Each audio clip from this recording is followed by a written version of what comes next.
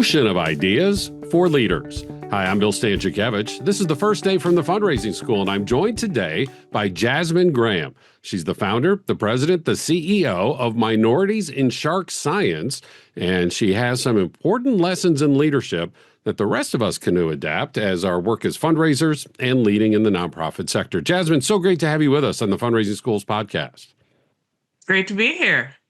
Jasmin and I met in Effective Leadership, Successful Fundraising, the flagship course on leadership offered by the Fundraising School, the course that leads to the Certificate in Fundraising Leadership. And as Jasmin participated in the course, the cohort learned quite a bit. And first of all, Jasmin, is that you are a pioneer. Let me ask you first, why marine biology? You studied that both at the bachelor's and master's level. How did you become interested in this topic? Well, I've always grown up around the ocean. I come from a long line of fishers, so spent a lot of time on the water fishing. And so the ocean has always been kind of this place that feels like home to me.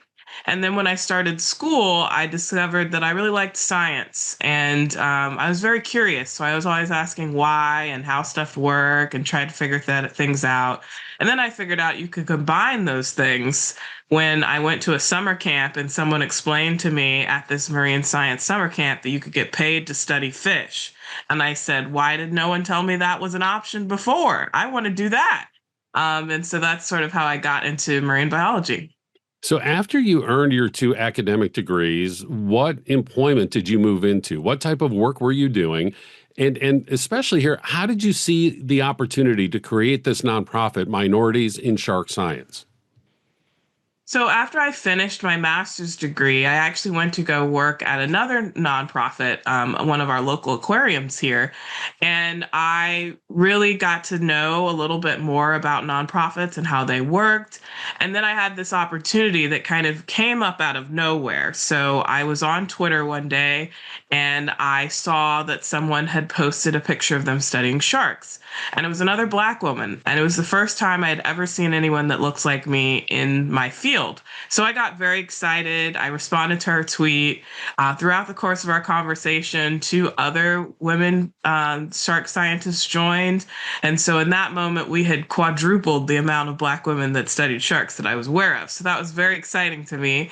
And we started talking about some of the challenges that we faced and barriers to entry that the field has. And we decided, hey, let's get together and try to change this. And so that's how Minorities in Shark Sciences was born.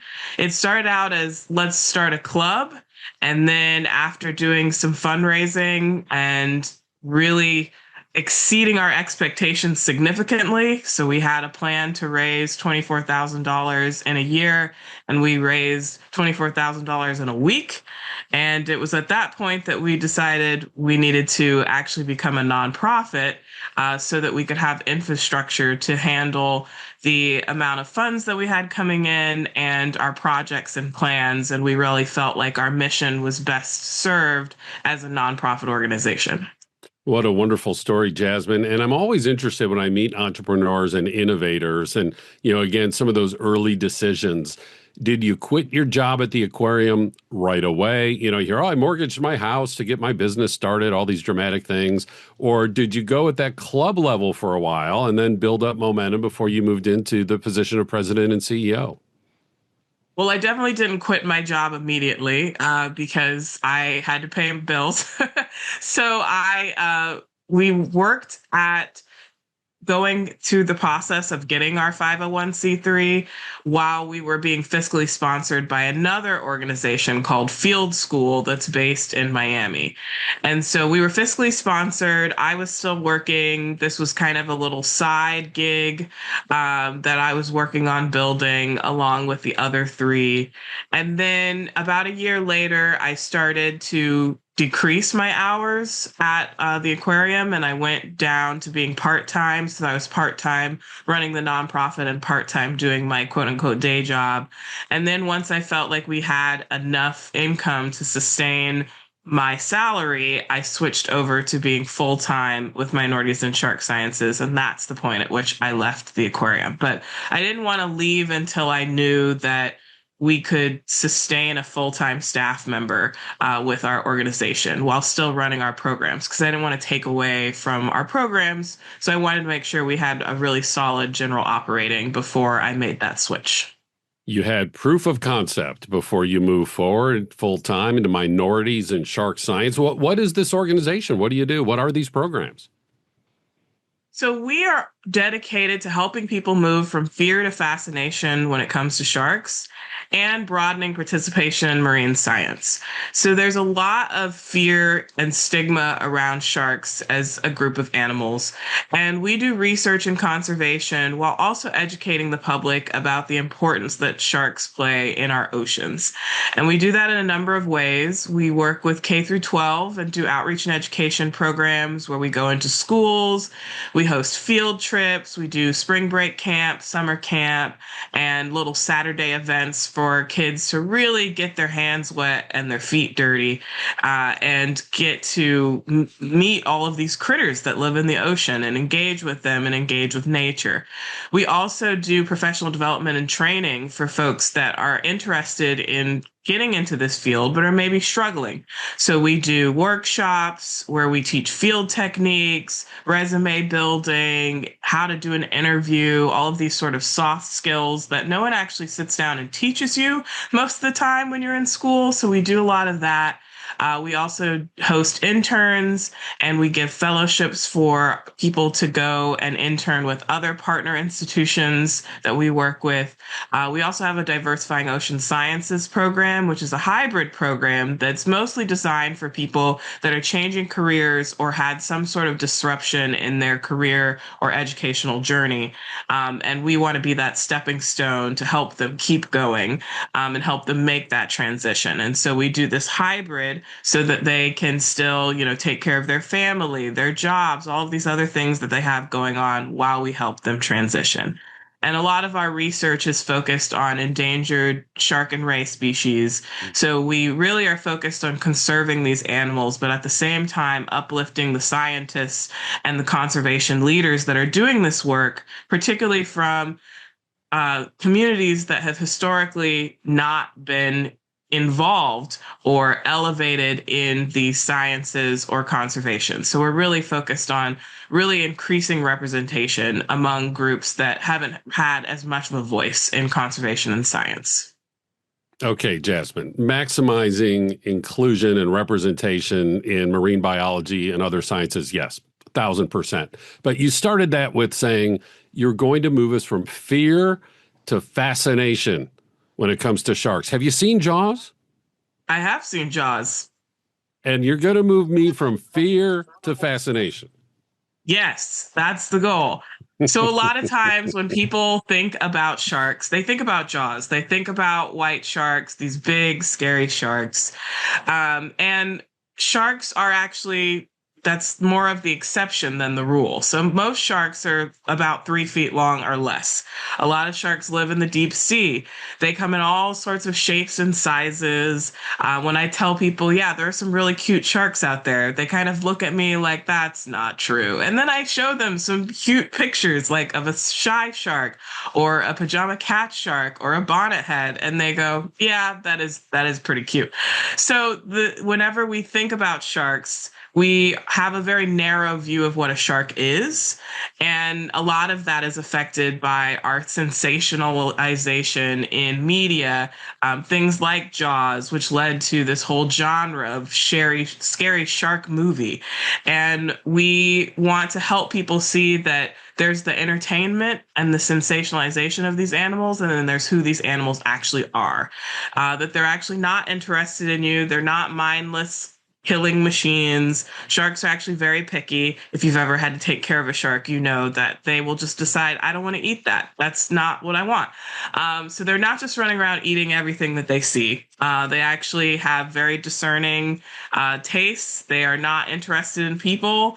Most of the time, they're going to swim away. It's actually really hard to see a shark in the wild because of how fearful they are of people. And I also like to remind people that they have every right and every reason to be afraid of us. So on average, sharks kill 1 or 2 people a year, which is devastating for those people and those families. But on the flip side of that, people kill 100 million sharks a year. So, in a shark human interaction, it is way more likely that the shark is going to end up dead than the person. So, they have Wow. every reason to fear us. We have very little reason to fear them. That is a sobering statistic, and not to make light to move on from that, but I will say, for moving from fear to fascination, thank you, because now I will always have this image of a shy shark wearing pajamas and a bonnet. I heard you say all the three of those words, and I'm just going to live there the next time I'm near the ocean. Hey, we talk about vision. We talk about being an entrepreneur, about innovating, and it ties in directly with fundraising. Donors want to see impact, they want to see world change, and big donors want big ideas. So you said right away fundraising started to happen. You thought it would take a year, it took a week. Can you describe for our audience, please, the reactions you were hearing from prospective donors that led to this rather quick fundraising success? Because your big vision has led to significant fundraising success. Yes, I think that what really struck people was the need was so great. So as soon as we said, hey, this is a problem, there are people who are experiencing microaggressions. There are people who face financial barriers getting into this field. We have this really bad situation in marine science where we either don't pay people for their work or we ask them to pay to work. And we call that the pay to play model. Because marine science is such a cool job, quote unquote, a lot of people want to do it. There are a lot of organizations that actually will charge people in order to come and gain skills. And that's really hard. That makes it really difficult for people that don't have a strong financial safety net.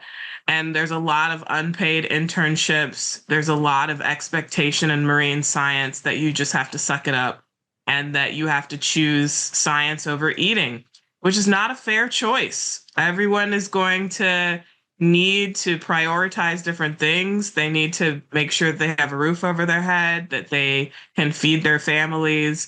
And so when we pointed out these sort of issues, a lot of people said, yeah, you're right. That is a problem. Why do we accept that this is the status quo?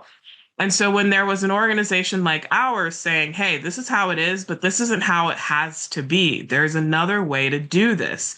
And everyone, I think, really wanted to invest in seeing what that other way was. And I think that that's why we've continued to grow so much in these past 5.5 years, is because we are showing that you can pay people fair wage and survive as a nonprofit and do your research. And you don't need to rely on exploiting young scientists in order to make money. You can fundraise in other ways. You can invest in your future scientists. You can invest in your youth. You can do all of these things without charging people money. There's another way to do this. There's also different ways to deal with things like sexism and racism in the workplace. There's code of conducts that can be built. We work really hard to build guides and best practices, which we share with other organizations, and they've started implementing them and they've seen a change, that they're having better retention of female staff. They're having better retention of staff of color, because when you make it a safe place to work, people will actually stay there. It's a crazy concept, but Mrs. Existence and that we are able to operate this way kind of shows that it's possible. I think for a long time, people said this is the way it's always been done. So that's obviously the best way to do it. And it really takes someone saying, no, I think there's a better way. And all it takes is that one person, that one idea, that one organization to say, we can do this a better way. And everyone else is willing to invest in that better way and give it a chance. And I'm so glad that they have. Meeting individuals, foundations, corporations who have an interest in science, in marine science, and tapping into that passion, but then also talking about the challenges. As Jasmin described so well, there are all sorts of barriers and challenges to getting into marine science, on top of other barriers faced by marginalized populations, by women, by people who are not white, and exposing all of that to these donors and seeing them respond in a positive way to where Minorities in Shark Science is now such a vibrant organization. Big ideas lead to big donations. Donors want to change the world. And Jasmin's story is helping us see that in real time. Jasmin, I need to ask you one more thing that came up when we were together in the leadership class.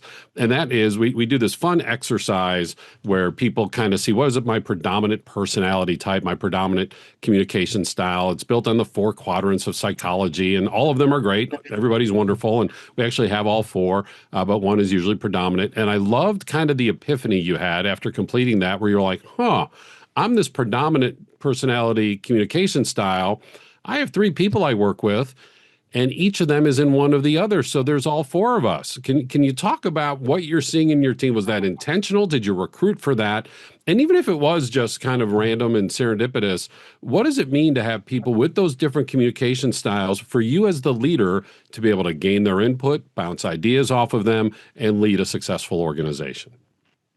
Well, it's funny you ask about this because we just had a staff retreat 2 weeks ago, and I did make them all take this test because I felt like we had one person in each quadrant. So I had everyone do it, and I was correct. Everyone scored the way that I thought. We had 4 staff in each different quadrant, and it was pretty cool to see. And I did not recruit for that. I didn't even know that these communication styles existed. But I do think that we kind of put ourselves into roles that fit really well with who we were. So like our program director is an extremely creative and empathetic person. And so it makes sense that she would be the person that works with the kids, that works with our young scientists. And she just has this energy. I joke with her all the time that like the main reason why she is so good at what she does is her charisma. So she's kind of like our charisma hire, that person that just is going to get you going. And she's great. And then we have our executive assistant who her whole job is numbers and making sure that this bus arrives at this time at this location. And so the fact that she is such a planner and she is such a process checker, she wants to know exactly how is this person getting there, what time, what's the flight, is there a flight delay? She's tracking all of that in real time. And so I think that makes sense. And then our communications person, her whole job is to create our brand and our brand voice. And that takes a lot of creative visioning and a lot of understanding, not only the aesthetics, not only the colors, the fonts, she gets all into that. And that is not what I do. I could never decide like this is blue and that's blue. What's the difference? But to have somebody in that role that's cultivating our YouTube, our Instagram, all of these things is really important. And we get compliments all the time on our social media presence. She does a really good job at it. And I think that a lot of that has to do with she's playing to her own strengths. And I think with us working together and having done that quiz and understanding each other and how our communication styles could potentially bump heads and how we deal with that and how we work with that was a really valuable part of our retreat. And it's now become part of our vernacular where we'll say, oh, that was such a green thing for you to do, Jasmin, stuff like that, which is really fun. And I think that everyone really liked it and really liked to see we work together really well because we're the entire color wheel. And I think that everyone felt valued for their strengths. And it's really nice to focus on that and say, you're really good at your job because of all of these really great things that you bring to our organization, that you bring to the table.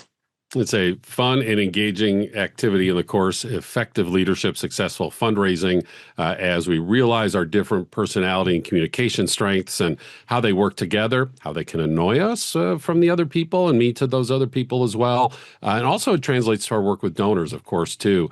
We hire for skills and experience. Of course, we want maximum representation, gender, race, background, economic class on our teams. And then there's this extra intangible of personality and communication style if we can recruit that as well. Jasmin, I guess as we wrap up here, you just exude possibility, and translating possibility into real action that leads to nonprofit success, impacting the world, making the community stronger, strengthening the field of marine biology, and then it all adds up. You're rewarded through financial contributions in your fundraising. What advice do you have for fundraisers as they're thinking about vision, innovation, leadership, and how that translates to successful fundraising? I think it's really important for leaders when you're creating your vision that you create a vision that is authentic to you and what your organization's goals are, and not what you think is going to quote unquote sell.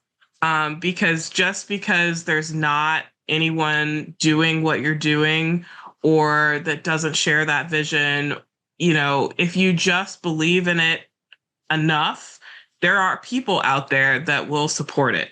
And I think that that's something that's really important, because early on when we were starting this, I got some feedback on, hey, that's a very specific thing. Minorities in shark sciences. I think you're going too narrow. I think that you should do this or you should broaden to that. And I would tell them, this is a slice of a very big pie.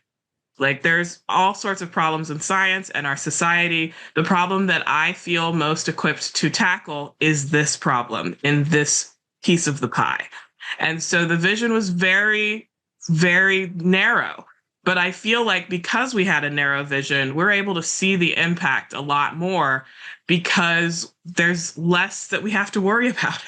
And so there's the temptation to scope creep, to fit what donors are looking for or what funders are looking for. But if you stay true to what you set out to do, you will find folks who really believe in that vision, and you can move the needle in a very strategic and purposeful way, even if people don't see it in the beginning, that is the vision. So that would be my advice is to not feel pressured to change or adapt your vision because of outside forces, because you're worried about not getting funding. If you stay true to your vision, I think people will come, and organizations that believe in that vision will come and will support.